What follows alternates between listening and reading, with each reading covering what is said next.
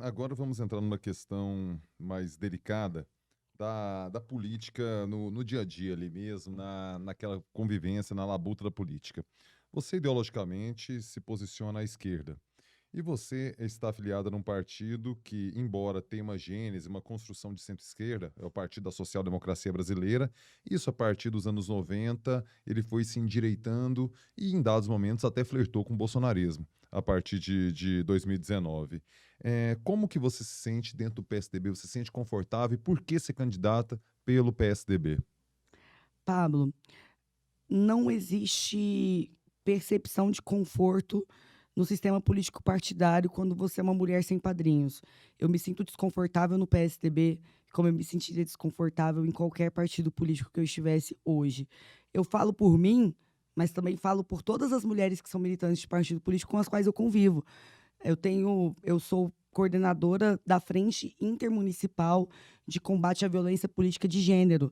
A frente foi pensada pelo meu mandato, articulada com dezenas de mandatos de mulheres goianas dos mais variados partidos e municípios. Nós escrevemos um manifesto e o processo de elaboração desse manifesto, e a frente foi lançada, inclusive, no dia 14 de março, em referência a Marielle Franco, o processo de construção desse manifesto mostrou as semelhanças que nós temos, enquanto mulheres experimentando a política partidária.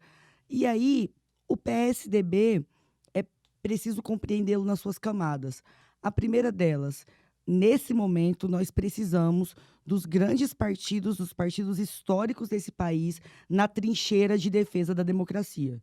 Nós temos o dever de posicionar esses partidos nesse lugar. E ninguém faz isso apenas escolhendo partidos pela sigla cômoda para ser candidato. Hoje, eu te digo com certeza, eu teria sido eleita em outros partidos. Eu tive uma votação expressiva, teria sido eleita. Acontece que, no cenário local, os partidos de esquerda, eles são capitaneados tais quais os partidos de centro ou de direita. Não faz muita diferença em relação à eleição municipal. É só você observar como se comportam ideologicamente os parlamentares do PDT ou do PSB na Câmara de Goiânia. Esse é um ponto. O segundo ponto é, o PSDB, eu tenho uma relação com o PSDB que talvez seja difícil uma compreensão para quem descobriu a política nos bancos da universidade. Para quem descobriu a política na fome, é mais fácil entender o meu ponto de partida. Porque quando eu cheguei a Goiás, vindo desse lugar que eu mencionei, guerra, miséria, perdas de pessoas. Assim que eu cheguei aqui, eu perdi meu pai. Minha mãe fazia marmita para sustentar meu irmão e eu. Meu irmão e eu entregávamos marmita de bicicleta. Então, o que eu descobri aqui? Tinha um governador e esse governador tocava umas agendas políticas que foram fundamentais para a minha sobrevivência e a sobrevivência da minha família.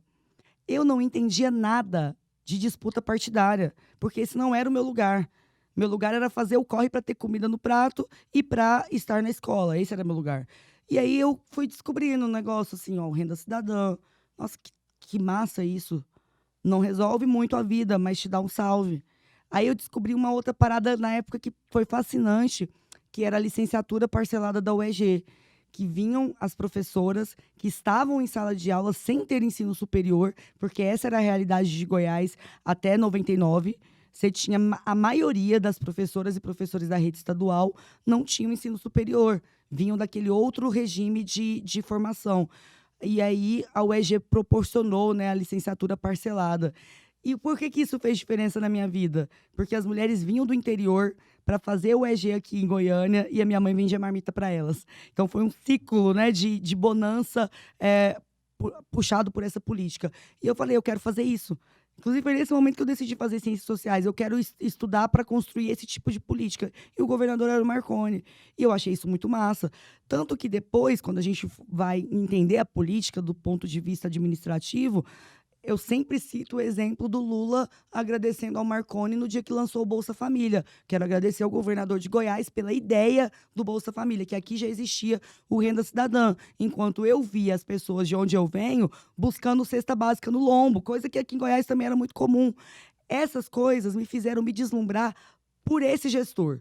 na época. Depois, quando eu entrei nas ciências sociais, eu fui fazer pesquisa de política pública, eu fui entendendo que não existe deslumbramento com a política, existe disputa.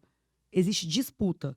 E eu disputo, então, esse campo do PSDB desde que eu sou garota, desde que eu sou menina. Ava, mas por que você não vai fazer essa disputa em outros partidos? Porque a maioria esmagadora das pessoas que pensam como eu penso estão nesses partidos. E aí nós precisamos ter uma leitura tática. Nós precisamos ter uma leitura tática. Eu vou deixar uma sigla desse tamanho, que já governou o país por 2 vezes, que já governou o estado de Goiás por 4 vezes, que tem tempo de TV, que tem fundo partidário, que construiu agenda importante para o Brasil. Eu vou deixar esse partido ser sequestrado pelo bolsonarismo ou então ficar à margem da história, sendo que eu posso disputá-lo? De maneira nenhuma. De maneira nenhuma. E eu quero trazer mais um elemento. A forma como a política é feita na prática. Porque ontem mesmo eu fui questionada, eu gosto muito de você, mas o PSDB mandou a polícia, partido que manda a polícia bater em professor. Ora, se não era você, Pablo Costa, dando notícia do Paulo Garcia, prefeito do PT, mandando a guarda espancar professor na greve. Ora, se não foi a Dilma Rousseff que sancionou a lei antiterrorismo, que é responsável pelo processo de criminalização dos movimentos sociais. Ora, se não foi também a Dilma que sancionou a lei que endureceu a pena para tráfico de droga, ampliando desgraçadamente o encarceramento da juventude negra. Eu venho de um lugar que a militância que costuma me cobrar isso não conhece e não frequenta.